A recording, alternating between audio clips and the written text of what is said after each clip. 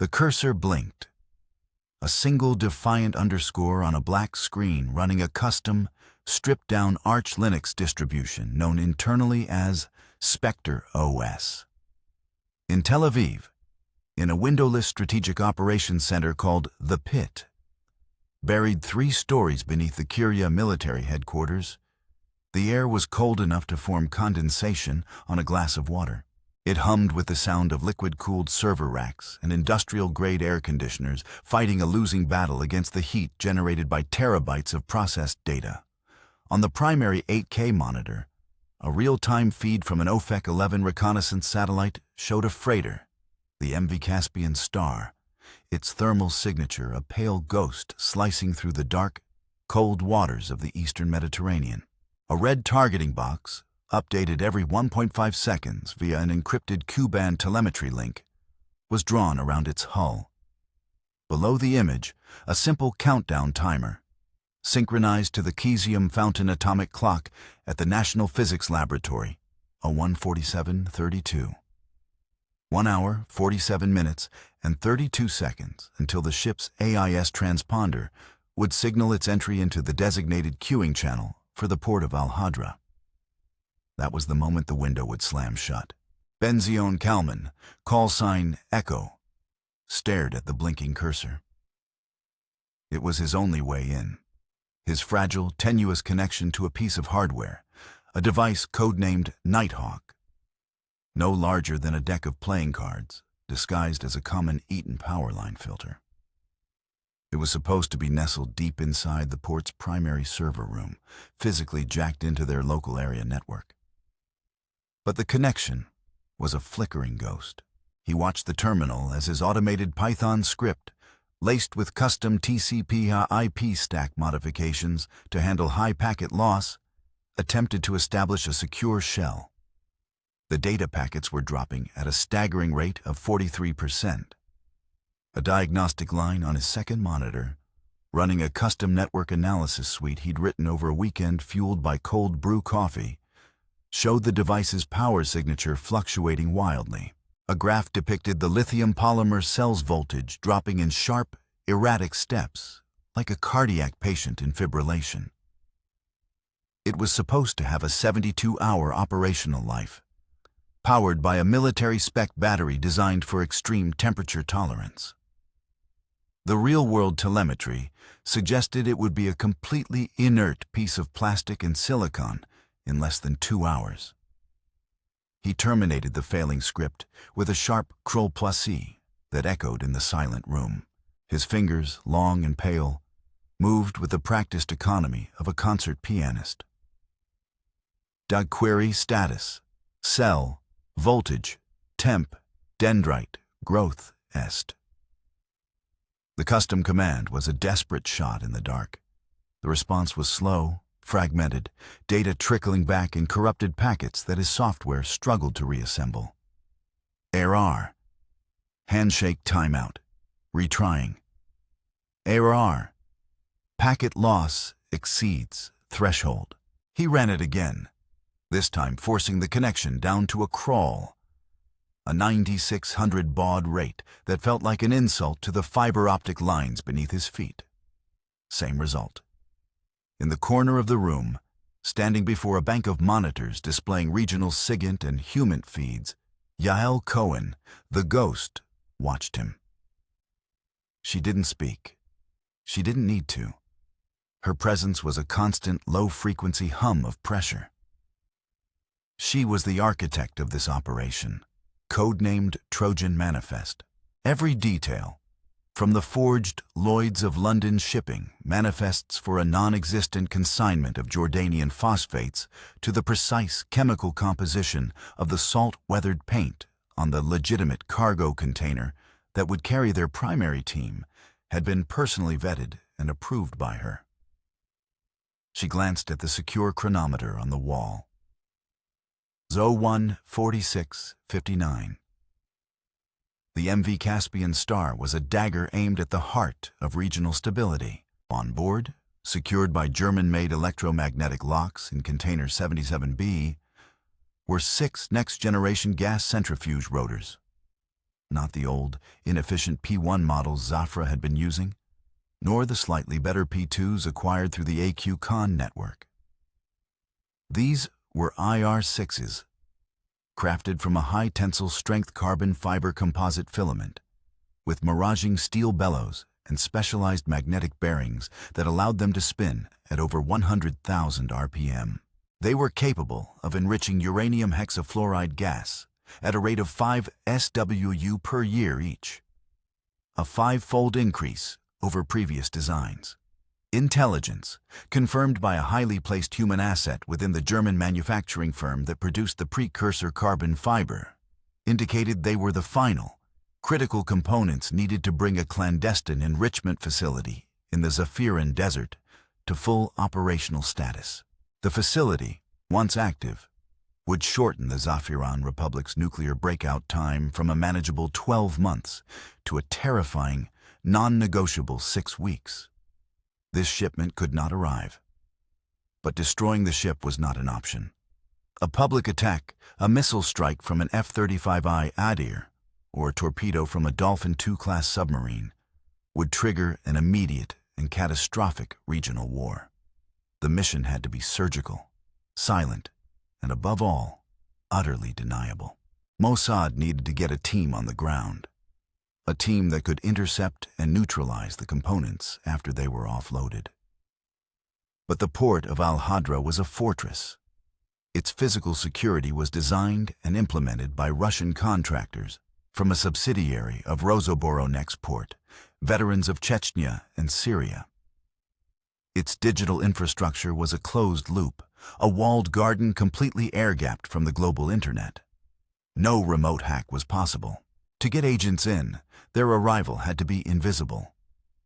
Their container, designated Ghost Can, filled not with cargo but with a 4-man Kedon unit, Team Alpha, had to be processed, offloaded, and moved to a holding area without ever officially existing in the port's records. That was Echo's job. He had to penetrate the Aegis Maritime Logistics Suite, the port's central nervous system. He had to create a phantom entry for the Kaidan team's container, guide it through the automated scheduling system, and then erase its existence completely from every log file, transaction record, and database backup. Simultaneously, he had to orchestrate a logistical error for Container 77B, the one with the centrifuge parts, ensuring it was moved to a location where a different team, Team Bravo, could access and destroy it. To do that, he needed the hardware on the inside, the Nighthawk, the physical bridge across the air gap. And that hardware was dying. Yael's voice was flat, devoid of emotion, cutting through the low hum of the room. Status, Echo. Benzian didn't look away from the screen. His fingers flew across the keyboard, cycling through connection protocols, attempting to force a stable link by tunneling through a less monitored maintenance channel typically used for HVAC diagnostics. The Nighthawk is failing. The power cell is compromised. It's a dendrite formation in the lithium polymer substrate, a known manufacturing defect in this batch. Crystalline structures are growing between the anode and cathode, causing micro shorts. I have intermittent connectivity at best, averaging 12 kilobytes per second. I can send small queries, but I can't upload the payload. The payload was everything. A 1.2 megabyte worm, codenamed Stuxnet's Ghost, designed to exploit a specific zero-day vulnerability in a legacy scheduling module within the Aegis system's Crane operations software. Without it, he was just a man staring at a dead-end terminal. Without it, Team Alpha's container would be flagged by the automated manifest scanner, subjected to a gamma-ray inspection, and opened on the dock. The mission would be blown, the agents captured or killed. The centrifuge components would reach the desert. The 6-week timer would begin. Yael stepped closer, her eyes fixed on the countdown. 8:01, 45, or 12. Find a way, she said. It wasn't a suggestion, it was a statement of fact. In the world they inhabited, where failure was measured in mushroom clouds, There were no other options. The blinking cursor was a heartbeat, and it was getting weaker. Phase 1. The Genesis. The operation hadn't begun in this cold, dark room. It began 6 months earlier, with a grainy synthetic aperture radar image and a defector's whisper. The photograph, captured at 0217 local time by an OFEC 11 satellite on a high-inclination orbit, showed a new structure in the Zafiran Desert. A concrete rectangle half buried in the sand, its heat signature consistent with a massive array of underground machinery operating at high RPMs. The defector, a mid-level civil engineer from Zafra's Atomic Energy Commission named Reza Hashemi, walked into the Israeli embassy in Athens carrying a USB drive encrypted with a one-time pad and a story of a program spiraling out of control.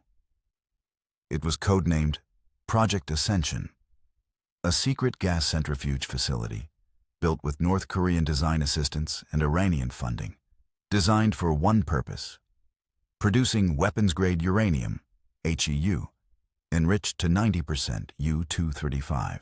This revelation landed on the desk of the director of Mossad, a man known only as Aleph. The intelligence was vetted with ruthless efficiency. Signals intercepts of microwave transmissions between the site and Zafra's capital confirmed the transfer of technical data packets, tagged with project-specific keywords from Hashemi's files.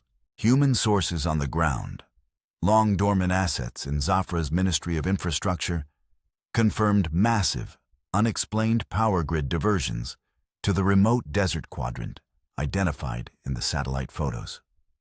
The timeline was established. Project Ascension would be ready for its core centrifuge components in 6 months. Diplomacy had failed. UN Security Council Resolution 2855, calling for intrusive inspections, had been vetoed by Russia. Sanctions were a slow-moving joke, easily bypassed by Zafra's network of shell corporations registered in Cyprus and the UAE.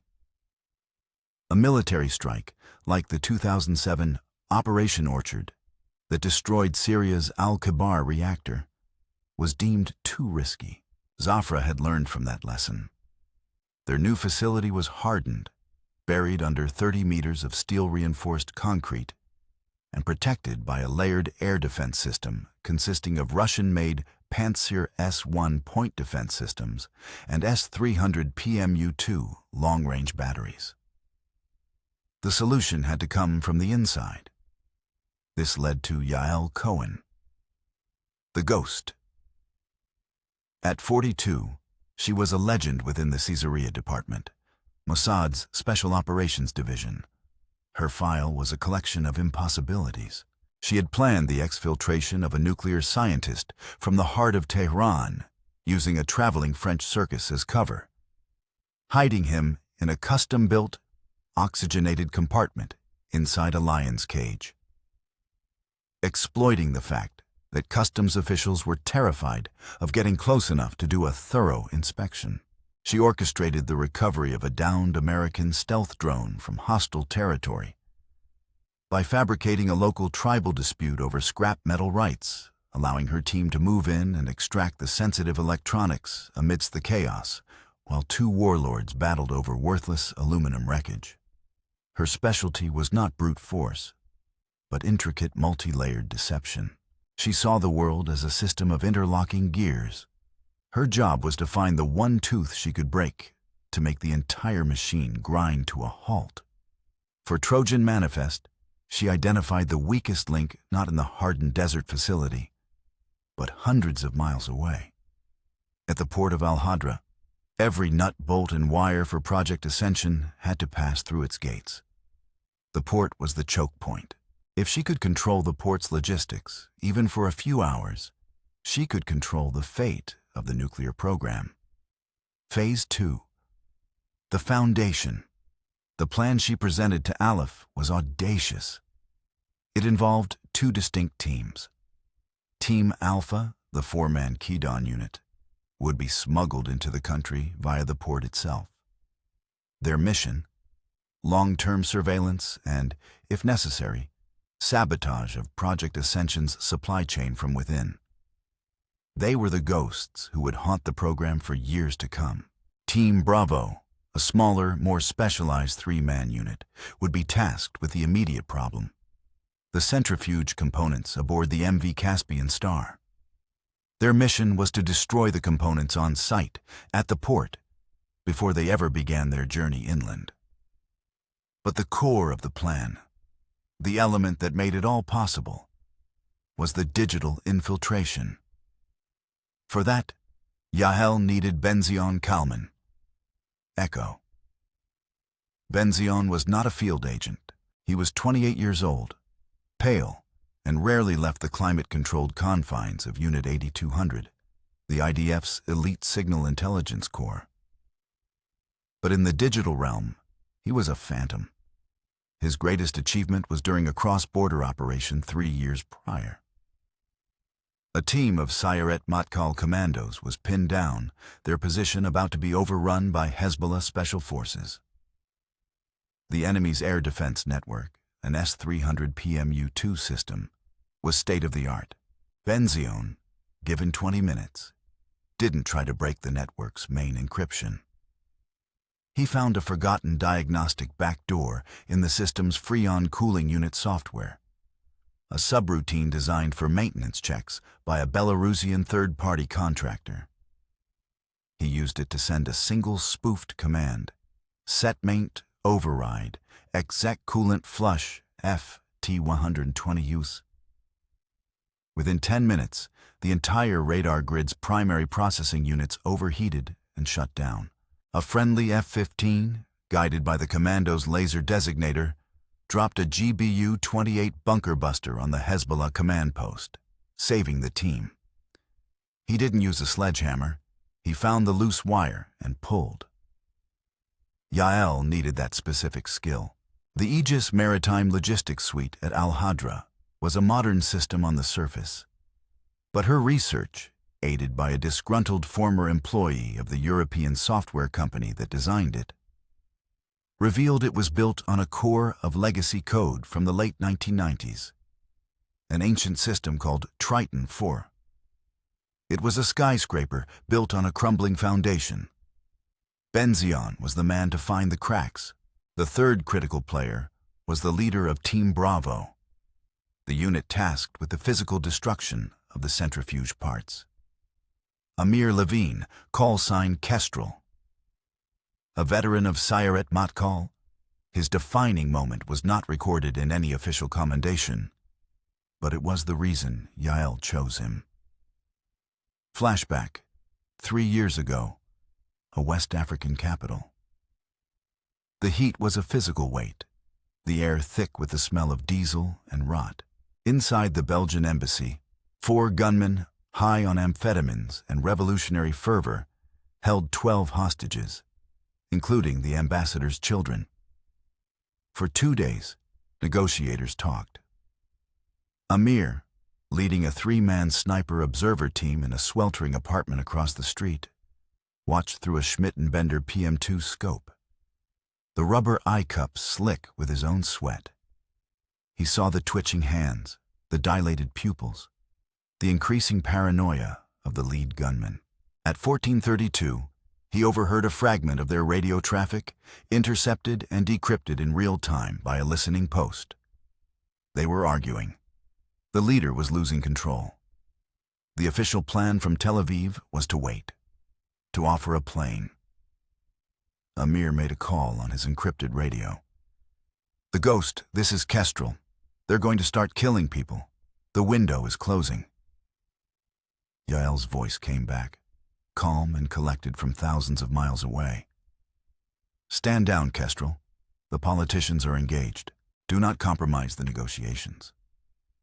Amir watched as the leader grabbed one of the children, a small girl in a yellow dress, and dragged her to the window, using her as a shield. He didn't hesitate. He keyed his radio to his team's internal channel. "Orders are void. We go on my mark." He didn't wait for acknowledgement. He had calculated the angles. The gunman's head was partially obscured by the child's, a 2-centimeter window. He exhaled, his heart rate a steady 60 beats per minute. He squeezed the trigger of his suppressed SR-25. The 7.62mm round entered the gunman's left orbital socket, killing him instantly. In the same second, his two team members fired, one taking out a guard at a side door, the other a man in the main hall. They breached the embassy 11 seconds later, using flashbangs and overwhelming violence of action. The fourth gunman was neutralized before he could detonate his suicide vest. Total time from first shot to all clear, 17 seconds. 0 civilian casualties. He was disciplined for insubordination and awarded the Chief of Staff's Medal for Valor in the same week.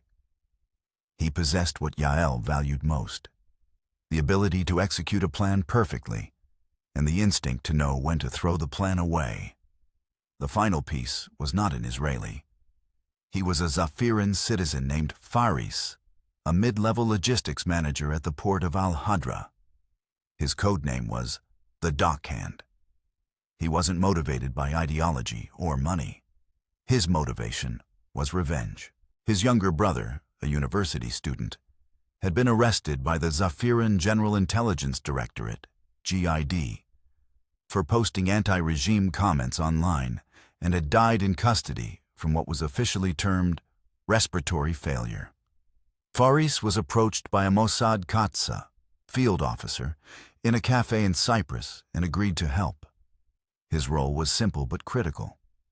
He would be the one to physically place the Nighthawk device inside the port's server room. He was the physical key to the digital kingdom. The operation existed on a crowded, dangerous chessboard. The CIA was running a parallel operation, Desert Sun, attempting to recruit a high-level scientist from within Project Ascension. Their increased activity had made the Zafiran GID hyper-vigilant, tripling their counterintelligence patrols. More dangerously, Russia's SVR had embedded advisors within the GID, running a sophisticated hunter-killer program to root out foreign intelligence assets. They were using advanced signals analysis to sweep for unregistered communications devices near sensitive locations. The entire region was a tinderbox of covert action. The intelligence that triggered the final green light came on a Tuesday. A signal intercept from a Zafiran military channel confirmed the MV Caspian Star had been chartered by a shell corporation linked to the Islamic Revolutionary Guard Corps. A human source in the Ukrainian port of Odessa, where the ship was being loaded, confirmed seeing 6 long cylindrical crates being placed into container 77B. The crates matched the exact dimensions of the IR-6 centrifuge assemblies. The source took a photo with a burner phone. The serial numbers were visible. They matched a batch that had been reported stolen from a European research facility 2 years prior. The final piece of the puzzle fell into place. Aleph signed the order. Trojan Manifest was a go. Yael's plan was a cascade of precise, interlocking actions. First, Kestrel's team would be inserted via a Dolphin-class submarine 7 nautical miles off the Zafiran coast. They would approach the shore in a combat rubber raiding craft, landing on an isolated stretch of beach 2 miles north of the port. They would move to a pre-scouted observation post, a derelict fish processing plant. Second, Faris would receive the Nighthawk, delivered baked into a cake from a specific bakery. He was scheduled for routine server maintenance and would have a 15-minute window to enter the server room. Plug the Nighthawk into the designated RJ-45 network port behind server rack C, and leave. Third, Echo would establish a connection and upload his payload. Fourth, as the MV Caspian Star entered the port, Echo would execute the hack. He would create a ghost container for Team Alpha and manipulate the schedule for container 77B, causing a crane to drop it. The impact would turn the delicate rotors into worthless scrap. It was a plan of immense complexity, but the house of cards was already starting to shake. Phase 3. The core. The plan had begun to unravel 48 hours before the MV Caspian Star was due to arrive. The first indication of trouble was a missed check-in. Faris was scheduled to send a one-word confirmation signal, baklava, from a burner phone after picking up the cake. The signal never came. Yael's protocol dictated a 2-hour waiting period. 2 hours passed. Silence. A Katsa stationed in the Zafiran capital was dispatched. The Katsa's report came back cold. 2 black sedans, signature vehicles of the Zafiran GID, were parked outside Faris's apartment. Faris had been caught in the SVR-led digital sweep for unregistered burner phones. He was compromised. In Tel Aviv, Yael, Ben-Zion, and Amir convened in a secure video conference. Amir, from his team's forward operating base in Cyprus, was blunt. The plan is scrubbed.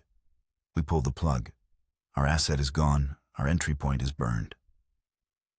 Yael's face was impassive on the screen. The centrifuges are still on that ship. The mission objective has not changed. The plan has. We find another way. Ben-Zion spoke, his voice strained. There is no other way into the network. It's a physical air gap. We need hardware on their LAN. Faris was our only route. Yael's focus was intense. She pulled up a blueprint of the port administration building. Faris was the easy route, not the only one. Kestrel, your team is no longer just Overwatch. You're going in. Amir was silent. The mission had just shifted from remote sabotage to a high-risk physical penetration. The building is a hard target, Yael. Patrols, Siemens C-Pass access codes, Panasonic CCTV domes. We'd be going in blind. Not blind, Yael countered. She highlighted a ventilation duct on the building's roof. This duct leads directly to the server room's utility closet. It's 60 centimeters wide. The rooftop is a CCTV blind spot, but it's covered by a Bosch DS720i microwave motion sensor. Ben-Zion interjected. We can counter the motion sensor. A portable variable frequency microwave emitter can create a null zone. My lab can build one? Yael cut him off. It's already there. It's part of your standard gear package, Kestrel, for bypassing perimeter fences. Amir nodded slowly. It is. But the access codes for the server room door will be your problem to solve, Yael finished. But once you're inside, your objective is the same as Faris's. You find server rack C. You plug in the Nighthawk. The Nighthawk, Amir said. It's still in a cake in Zafra. No, Yael replied. There were 2 cakes.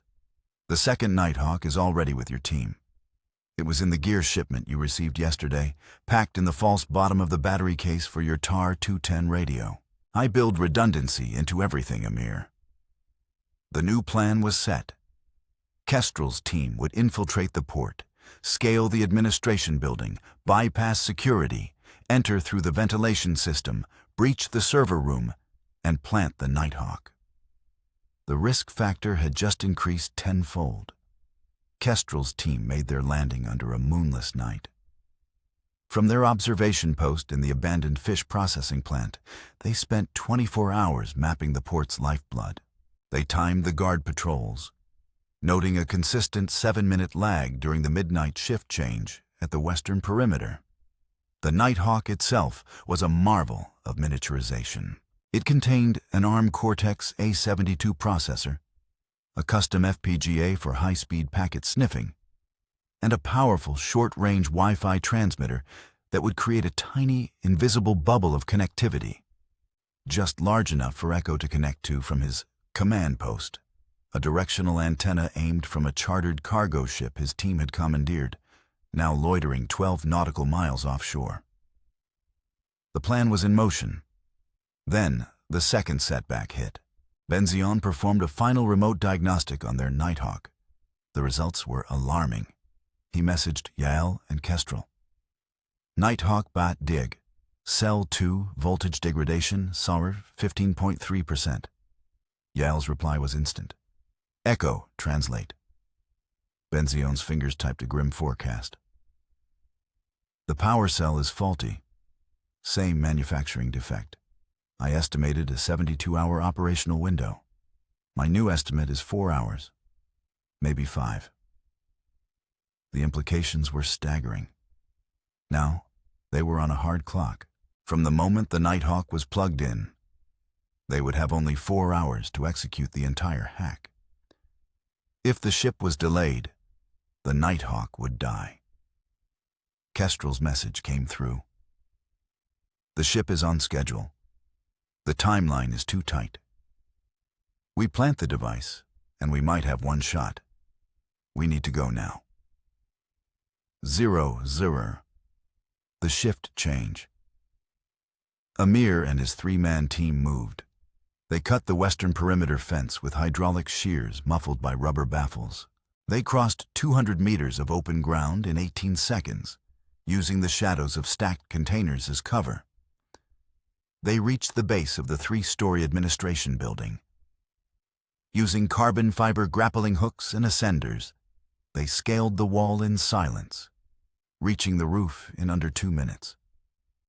On the roof, Amir's second-in-command, Ronan, set up the microwave emitter. He powered it on. A low hum filled the air. "I have the frequency," he whispered into his throat mic. "But it's unstable. They're using a frequency-hopping algorithm." "Calibrate it," Amir ordered. "Echo, are you seeing this?" In the pit, Benzion's screen showed the raw data from the emitter. "I see it. The hops are on a pseudo-random sequence, but there's a pattern. It's based on the prime number sequence. Stand by." His fingers danced, writing a short script to predict the next hop. "Ronan, adjust your emitter's phase modulation by 0.02 degrees every 1.5 seconds. On my mark. Mark." The emitter's hum changed pitch. The red light on their handheld detector, indicating they were visible to the sensor, flickered and died. They had their null zone. They moved to the ventilation duct, unbolted the grate, and one by one, slipped inside. The server room door was a reinforced steel affair with a Siemens SyPass electronic keypad. Amir placed a small device over the keypad.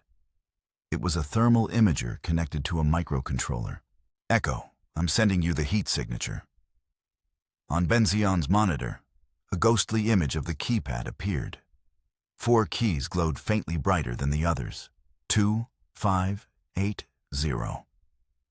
"They're the most recently pressed digits," Benzion said. "That's 24 possible combinations. Too slow to try manually. We need to force it." Amir nodded. His tech specialist, Gavriel, attached a small black box to the keypad's data port. "Brute force attack initiated," Gavriel whispered. The box began cycling through the 24 combinations. Seconds felt like hours. After 47 agonizing seconds, a green light blinked. A soft click echoed in the hallway. They were in. The room was cold, filled with rows of